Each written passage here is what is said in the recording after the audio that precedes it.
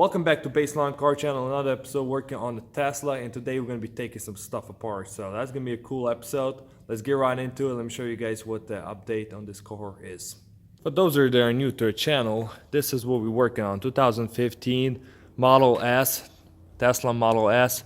This is a 12-volt battery that I'm trying to charge to make sure it's fully charged and make sure it's all good to go, because everything on this car is controlled by electricity. I mean, literally, this car is fully electrical. So this is what it looks like. In case you missed the previous episode, this is what it looks like. It has a little bit of damage right here, but we also have a problem that I cannot power this main screen controller. So in today's episode, I'm probably gonna take this whole dash panel apart, pull the screen, or at least check before all that. I'm gonna pull all the fuses and check all the fuses, make sure everything is connected and well secured. And then if that doesn't work, then I'm probably gonna take this screen off and see what's going on with it.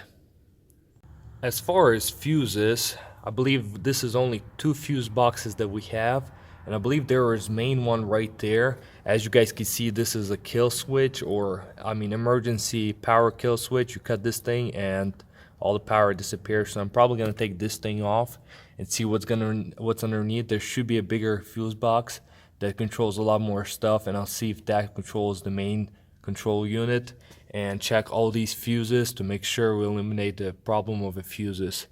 And let's get right into it.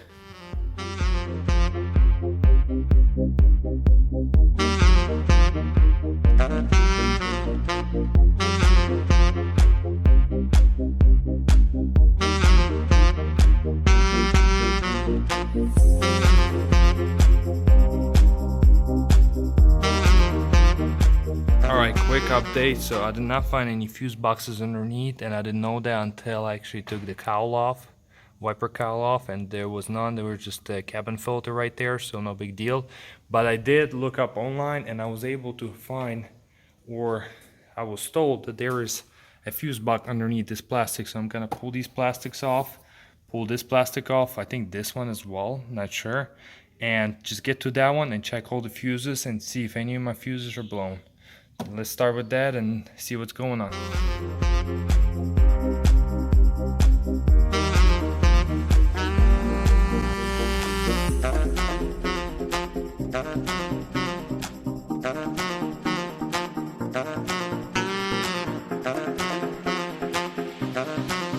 Okay, here comes another bummer. So I did not find a fuse box right here according to the manual of online.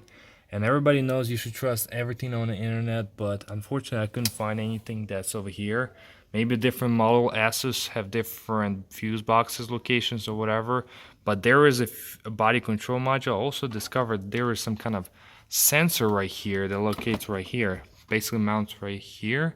Not sure what this is, but it's kind of cool looking, I guess. Maybe this is impact sensor, not sure. Maybe I'll check it out what it is later on, but a little bit of unusual sensor for me, I guess. So yeah, I'm gonna keep digging and trying to find another fuse box, because as of right now, there's only 2 fuse boxes that I have found so far. They're right here, and I don't know if that's all fuse boxes there is. Okay, after further digging, I was able to find this fuse box right here. And unfortunately, I checked all the fuses and none of them are good. I mean, actually, all of them are good. Correction right there. All these fuses are good and all these fuses are good. So that's kind of a problem, because I haven't found the problem yet. So let me keep digging and see what I can find. Alright guys, so quick update. After doing a whole bunch of resets on this screen, trying to get this thing to power on, I was not able to. I tried to do a hard reset where you hold these 2 scroll buttons, this side and that side at the same time. Did not work. The speedometer actually resets itself and does all the good stuff. This one does not. It doesn't power on, or doesn't have anything on at all, like even T doesn't come up. So I guess my next step is to take this dusty dash panel apart and see what's going on. Maybe there's a bad connection there, maybe there's some moisture contamination, because the sunroof is kind of open. I don't know if you guys could see it or not. It is kind of open. It's just kind of taped up. So maybe some water or something got into it. So let me take it apart and see what's going on, and we can go from there.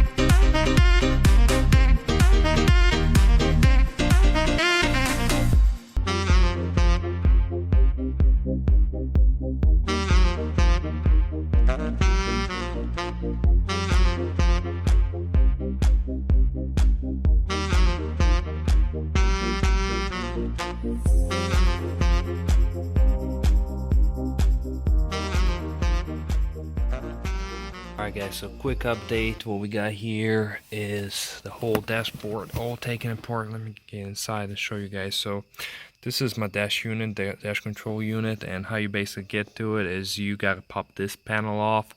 You gotta pull all these panels. This panel is held by 2 screws on each side. You also have to dismount the airbag. Gotta pull this panels because there is a screw right there and it helps you lift this panel up. On the other side, there is 2 screws that hold that panel right there. So basically, there's 2 screws right here, the screw in right here, and you gotta unscrew this to lift the panel off. It's all pretty much sitting on these clips, which is no big deal. You just gotta pop it up. Once you pop that thing up, there is 2 screws right here. There's 1 screw right here and right here, and you should be able to pull this thing off. This plastic right here, the carbon fiber piece, is held by clips like these. Let me show you guys right here. So they just kind of pop off. No big deal. Just kind of pull these panels right here. Some of them are pop off, some of them are unscrewable. The whole glove department is on the screws, and here's the screws for it. Let me show you guys. This is what they look like. These things go over here on the sides actually. And these right here, let me see if the camera could capture that. There we go. These are the ones that go over here. So over here for the glove department and such. And yeah, you pretty much disconnect all the wire harness. This is the lights and all that stuff, and you get to the unit. You can leave the dash piece on top just like it. Yes, I had to remove all these pieces right here. It's hard to tell, but I try to do the best I can. But yeah, you remove all these pieces so you can get access to these few screws right here. For right now, I got a whole stack of wires right here that I gotta get to disconnect all of these, pull this unit out and take it apart. And I think I know what's wrong with this, so let me disconnect it first, pull it out, and then we'll get into it. Alright guys, so I just got this unit disconnected. There's basically 3 plugs right here and then a whole bunch of plugs right here. All of these plugs are right here. I mean, it looks pretty complicated and difficult, but it's really not. I think it's pretty simple. So after doing a whole bunch of research, I have to basically, there is a chip inside called MCU1, and I gotta get access to it and replace it. There is a company that does these, or replace the whole unit. So this is a part number in case you guys curious, and in case you guys see this video, please hit me up and see if you have this part number unit and how much you could sell it for me. I either need a whole unit or a chip inside called MCU1 chip. So yeah, hit me up, leave in the comments below, and that's basically what I need. But as for right now, I'll give you contacts, and I'm probably gonna ship this whole unit or just pull the chip out and ship the chip out for repair, because there seems to be a problem. So that's going to be my next step. Okay, so update on the screen. So what we have here is a cluster, but basically this is not a cluster. This is actually just a screen with somewhat of a memory inside. This is the screen that goes as a cluster basically. So just so you guys know, the reason I pulled this because I found a company that could fix my problem with the MCU1, but they might need a cluster just to extract the data out of it. And they will also need my original chip so they could pull the data out of this one as well and make the process a little bit faster. They could probably do it remotely, but just to make the process faster, I'm gonna pull this chip off and send it out to them, and they should take care of it. So let me get right into it, take this thing apart and pull the chip off so I can send it out.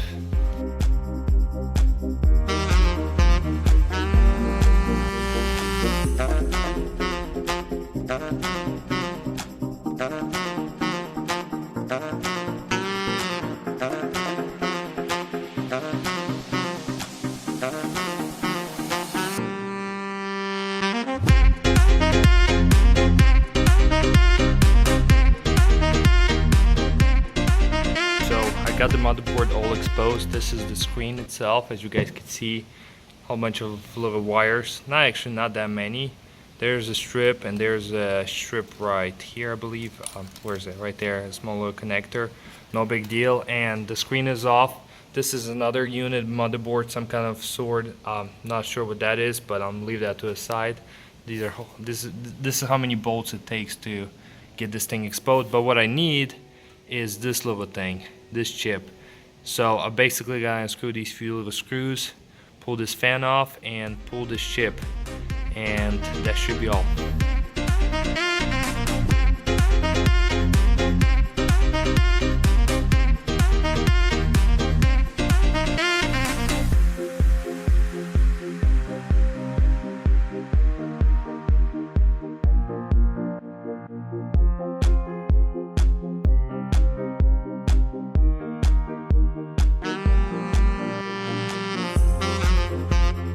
So I got the chip out. This is what it looks like, MCU1 chip. I believe that's what's the proper name for it, but yeah, it kind of just slides right here. It's held by a few screws, no big deal. Pull this thing out. So I gotta ship this thing and a cluster, and the return time should be around 2 weeks. So you guys stay tuned for future updates on this thing. Alright guys, so that's a wrap for this episode working on the Tesla. This is where our status is. I had to send those parts out to get those things done before I could get to anything to do on this Tesla. So that's our latest update. Stay tuned, and also check out my 2015 Mustang, 2015 Mustang white body. That's supposed to be 1,000 horsepower. This is our other project that I'm working on, so you can check that video up in the link somewhere over here. It's gonna pop up a little thing, like click, and that's it. And it will send you back to playlist on the Mustang. It's a pretty cool project, so check that out. Appreciate you guys. Like, comment, subscribe as always, and see you guys on the next one. Peace.